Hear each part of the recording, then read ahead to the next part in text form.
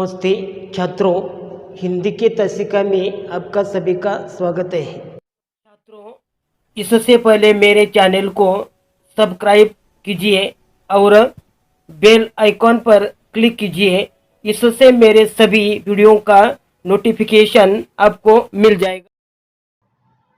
नमस्ते छात्रों, हिंदी के तसिका में आपका सभी का स्वागत है। आप कविता नंबर 1 देख रहे हैं। कविता का शीर्षक है नवनिर्माण।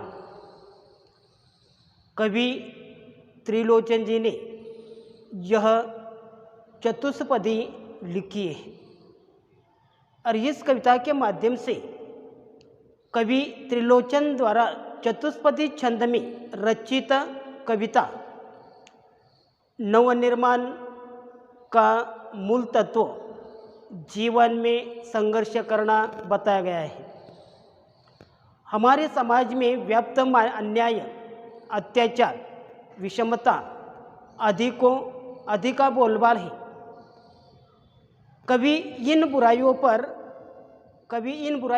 काबू पाने के लिए लोगों को बल और साहस एकत्र करने का आह्वान करते हैं कि हमारे समाज में व्याप्त अन्याय, अत्याचार, विषमता अधिका बोलबाल है। कभी इन बुराइयों पर काबू पाने के लिए लोगों को बल और साहस एकत्र करने का आह्वान करते हैं। वह सर्वविदित है कि यह सारी बुराइयां कुछ लोगों द्वारा अपने शरीर एवं आर्थिक बल का दुरुपयोग करने के कारण पनपती है। कि यह सारी बुराइयां कुछ लोगों द्वारा अपने शारीरिक एवं आर्थिक बल का दुरुपयोग करने के कारण पनपती है। इसलिए इन पर विजय पाने का मार्ग भी बल का प्रयोग ही है। कि कुछ लोगों द्वारा अपने शारीरिक एवं आर्थिक बल का दुरुपयोग करने के कारण पनपती है। इसलिए इन पर विजय पाने का मार्ग भी बल का ही प्रयोग है। यहाँ बल प्रयोग से कवि का आशय किसी के विरुद्ध बल का अनावश्यक प्रयोग करने से न होकर सताए हुए, दबाए हुए बलहीन लोगों का बल बनकर दिखाने से है। कि प्रयोग करने से, बल का अनावश्यक प्रयोग करने से न होकर सताए हुए, दबाए हुए बलिदान लोगों का बल बनकर दिखाने से बलहीन निरीह व्यक्तियों पर होने वाला अन्याय और अत्याचार तभी रुक सकता है और तभी उन्हें समाज में समानता का दर्जा मिल सकता है और वे निर्बलता पर विजय प्राप्त कर सकेंगे। इसी बात को कवि अपने कविता में बिना किसी लाग लपेट के साथ सीधे सरल शब्दों में इस प्रकार कहते हैं कि और वे निर्बलता पर विजय प्राप्त कर सकेंगे। और इसी बात को कवि अपने कविता में बिना किसी लाग लपेट के साथ सीधे साधे सरल शब्दों में इस प्रकार कहते हैं कि यहाँ तक आपने कल के ताशिका में आपने देखा है। आगे देखिए, कविता की पंक्तियाँ मैं पढ़ता हूँ। कविता की पंक्तियाँ देखिए। प्रीति की राह पर चले आओ, प्रीति की राह पर चले आओ, नीति की राह पर चले आओ। प्रीति की राह पर चले आओ, नीति की राह पर चले आओ, वह तुम्हारी ही नहीं सबकी है। वह तुम्हारी ही नहीं सबकी है, गीति की राह पर चले आओ। कि प्रीति की राह पर चले आओ। प्रीति यानी प्यार, कठिन शब्द है। प्रीति यानी प्यार। नीति की राह पर चले आओ। नीति यानी जनता या समाज के लिए निश्चित आचार व्यवहार। नीति की राह पर चले आओ। नीति यानी जनता या समाज के लिए निश्चित आचार व्यवहार, निश्चित किया हुआ आचार व्यवहार वह तुम्हारी ही नहीं सबकी है। गीति की राह पर चले आओ। कि इन पंक्तियों के माध्यम से कवि कहते हैं कि कवि प्यार मोहब्बत और अच्छे आचार विचार को अपनाने की बात करते हैं। तो इस पंक्तियों के माध्यम से कवि प्यार मोहब्बत और अच्छे आचार व्यवहार को अपनाने की बात करते हुए लोगों को आह्वान करते हैं कि वे सबके साथ प्यार मोहब्बत से रहे और सबके साथ अच्छा व्यवहार करें। यही सबके लिए अपनाने वाला सही मार्ग है। कवि वे कहते हैं कि सबको हंसने गाते जीवन जीने का मार्ग अपनाना चाहिए। कि सभी ने हंसते हुए गाते हुए जीवन जीने का मार्ग अपनाना चाहिए। और उसी प्रकार कवि इस पंक्तियों के माध्यम से कहते हैं कि प्रीति की राह पर चले आओ। प्रीति यानी प्यार। नीति की राह पर चले आओ। नीति यानी जनता या समाज के लिए निश्चित आचार व्यवहार है, वह तुम्हारी ही नहीं सबकी है। गीति की राह पर चले आओ। और उसी प्रकार इस पंक्तियों के माध्यम से ने कवि ने कहा है कि कवि प्यार मोहब्बत और अच्छे आचार व्यवहार को अपनाने की बात करते हुए लोगों को आह्वान करते हैं कि वे सबके साथ प्यार मोहब्बत से रहें और सबके साथ अच्छा व्यवहार करें। यही सबके लिए अपनाने वाला सही मार्ग है। वे कहते हैं कि सबको हंसने हुए गाते हुए जीवन जीने का मार्ग अपनाना चाहिए, तो ही आपका जीवन सफल होता है। आगे की पंक्तियाँ देखिए। मैं जो चतुष्पदी आगे की चतुष्पदी पढ़ता हूँ तो देखिए, साथ निकलने आज नर नारी, साथ निकलेंगे आज नर नारी, लेंगे कांटों का ताज नर नारी। लेंगे कांटों का ताज नर नारी।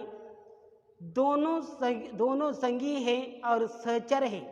दोनों संगी हैं और सहचर हैं।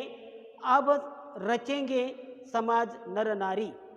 अब रचेंगे समाज नर नारी। कि इस चतुष्पदी में कठिन शब्द है सहचर, साथ रहने और चलने वाला। सहचर यानी साथ रहने और चलने वाला, रचना निर्माण करने वाला। तो ये देखिए, साथ निकलेंगे आज नर नारी, लेंगे कांटों का ताज नर नारी। दोनों संगी है और सहचर है, अब रचेंगे समाज नर नारी। कि इन पंक्तियों के माध्यम से कवि कहते हैं कि कवि स्त्री और पुरुष समानता की बात करते हुए कहते हैं कि समाज में स्त्री और पुरुष दोनों ही समानता है। और इसलिए इस समानता को देखते हुए कवि कहते हैं कि स्त्री पुरुष समानता की बात करते हुए कहते हैं कि स्त्री पुरुष दोनों एक साथ मिलकर विकट समस्याओं को सुलझाने का कार्य करेंगे। स्त्री पुरुष समानता की बात करते हुए कवि कहते हैं कि स्त्री पुरुष दोनों एक साथ मिलकर विकट समस्याओं को सुलझाने का कार्य करेंगे। कि उसके जीवन में कौन सी भी विकट समस्या आ जाए, कि दोनों ही एक साथ मिलकर वही समस्या सुलझाने का कार्य करेंगे। दोनों इस दिशा में कंधे से कंधा मिलाकर काम करेंगे और नए नए समाज की रचना करेंगे, जिसमें सबको समानता का अधिकार मिले। और इसलिए कवि ने इस पंक्तियों के माध्यम से कहा है कि साथ निकलेंगे आज नर नारी। कि एक दोनों ही साथ निकले, स्त्री पुरुष समानता का देखते हुए कवि कहते कि लेंगे कांटों का ताज नर नारी, दोनों संगी है और सहचर है, अब रचेंगे समाज नर नारी। और उसी प्रकार स्त्री पुरुष समानता की बात करते हुए कवि कहते हैं कि स्त्री पुरुष दोनों एक साथ निकले, जो मिलकर विकट समस्याओं का सुलझाने का कार्य करेंगे। दोनों इस दिशा में जो कंधे से कंधा मिलाकर काम करेंगे और नए समाज की रचना करेंगे, जिसमें सबको समानता का अधिकार मिले। और उसी प्रकार इस पंक्ति के माध्यम से कि समाज में स्त्री पुरुष समानता की बात करते हुए कवि कहते हैं कि दोनों ही कि उसके सामने आने वाले समस्याओं को सुलझाने के लिए स्त्री पुरुष समानता दोनों ही कंधे में कंधा मिलाकर जब काम करेंगे, तब उसी समय समाज की रचना करेंगे और जिसमें सबको समानता का अधिकार मिल जाएगा। आगे की पंक्तियाँ देखिए, मैं आगे की जो कविता की पंक्तियाँ पढ़ता हूँ। वर्तमान बोला अतीत अच्छा था, वर्तमान बोला अतीत अच्छा था, प्राण के पथ का गीत अच्छा था। वर्तमान बोला अतीत अच्छा था, प्राण के पथ का मित अच्छा था, गीत मेरा भविष्य गाएगा, गीत मेरा भविष्य गाएगा, यो अतीत के भी गीत अच्छा था, यो अतीत की भी गीत अच्छा था। कि इस पंक्तियों में कठिन शब्दार्थ है। अतीत बीता हुआ समय, मित मित्र, और इसलिए कभी कहते हैं कि वर्तमान बोला अतीत अच्छा था, कि वर्तमान कहता है कि यह अतीत यानी भूतकाल, बीता हुआ समय, भूतकाल अच्छा था, प्राण के पथ का मित्र अच्छा था, कि प्राण के पथ का मित्र अच्छा था, गीत मेरा भविष्य गाएगा, यो अतीत की भी गीत अच्छा था। और उसी प्रकार इस कविता में इस पंक्तियों के माध्यम से कवि कहते हैं कि कवि वर्तमान और अतीत की बात करते हुए, कि कवि वर्तमान और अतीत, वर्तमान और भूतकाल की बात करते हुए कहते हैं कि वर्तमान के अनुसार बीता हुआ समय अच्छा था, वर्तमान के अनुसार बीता हुआ समय अच्छा था। उस समय जीवन पथ में साथ निभाने वाले अच्छे मित्र थे। कि कवि वर्तमान और अतीत की बात करते, अतीत यानी भूतकाल की बात करते हुए कहते हैं कि वर्तमान के अनुसार बीता हुआ समय अच्छा था, उस समय जीवन पथ में साथ मिलने वाले अच्छे मित्र थे, अच्छे मित्र थे। वर्तमान कहता है कि भविष्य में जब हम अतीत को हो जाएंगे, वर्तमान कहता है कि भविष्य में जब हम अतीत हो जाएंगे, लोग हमारा भी गुणगान करेंगे। कि वर्तमान कहता है कि भविष्य में जब हम अतीत हो जाएंगे, लोग हमारा ही गुणगान करेंगे। वैसे अतीत भी गुणगान करने लायक था, वैसे अतीत भी गुणगान करने लायक था। और उसी प्रकार इस पंक्तियों के माध्यम से कवि ने वर्तमान और अतीत की बात करते हुए कहते हैं कि वर्तमान के अनुसार बीता हुआ समय अच्छा था, उस समय जीवन पथ में साथ निभाने वाले अच्छे मित्र थे।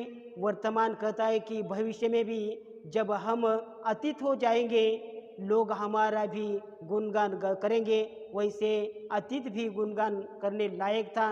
और उसी प्रकार इस पंक्तियों के माध्यम से कवि ने कहा है कि हमारे समाज विभिन्न प्रकार की कुरीतियों और समस्याओं से भरा हुआ है।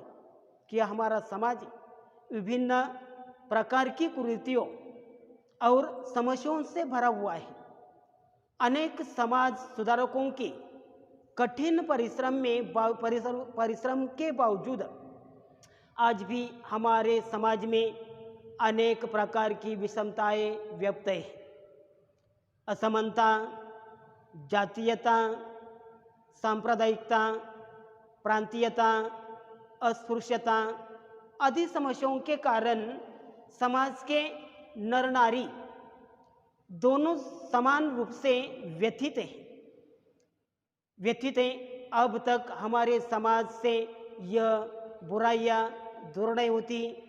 बुराइयां कौन सी है कि असमानता है, जातीयता है, सांप्रदायिकता है, प्रांतीयता है, अस्पृश्यता है आदि समस्याओं के कारण समाज के नर नारी दोनों समान रूप से व्यथित है। अब तक हमारे समाज से यह बुराइयां दूर नहीं होती, तब तक समाज का नवनिर्माण और विकास होना असंभव है। नर नारी दोनों रथ के दो पहियों के समान है कि नर नारी दोनों रथ के दो पहियों के समान है।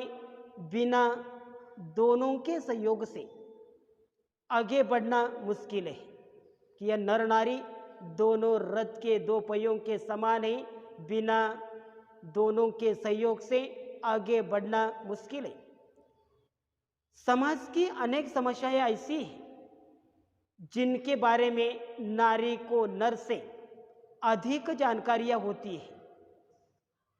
अनेक समस्याएं जिनके बारे में नारी को नर से अधिक जानकारियां होती है। नर नारी दोनों कंधे के कंधा मिलाकर समाज उत्थान के कार्य में जुटेंगे, तभी समाज का नवनिर्माण और विकास संभव हो सकता है। और इसी प्रकार कि आज के का जो अब की यह कविता यही खत्म हो गई है। और इसीलिए इन पंक्तियों के माध्यम से, इन कविता के माध्यम से कवि कहते हैं कि हमारा समाज विभिन्न प्रकार की कुरीतियों और समस्याओं से भरा हुआ है। अनेक समाज सुधारकों के कठिन परिश्रम के बावजूद आज भी हमारे समाज में अनेक प्रकार की विषमताएं व्यक्त है। असमानता, जातीयता, सांप्रदायिकता, जो प्रांतीयता, अस्पृश्यता आदि समस्याओं के कारण समाज के नर नारी दोनों समान रूप से व्यथित हैं। अब तक हमारे समाज से यह बुराइयां दूर नहीं होती, तब तक समाज का नवनिर्माण और विकास असंभव है। नर नारी दोनों रथ के दो पहियों के समान है। बिना दोनों के सहयोग से आगे बढ़ना मुश्किल है। समाज की अनेक समस्याएं ऐसी हैं जिनके बारे में नारी को नर से अधिक जानकारियां होती है। नर नारी दोनों कंधे के कंधा मिलाकर समाज उत्थान के कार्य में जुटेंगे, तभी समाज का नवनिर्माण और विकास संभव हो सकता है। और इसी प्रकार कि आज के ताजिका में यह कविता यही खत्म हो गई। धन्यवाद।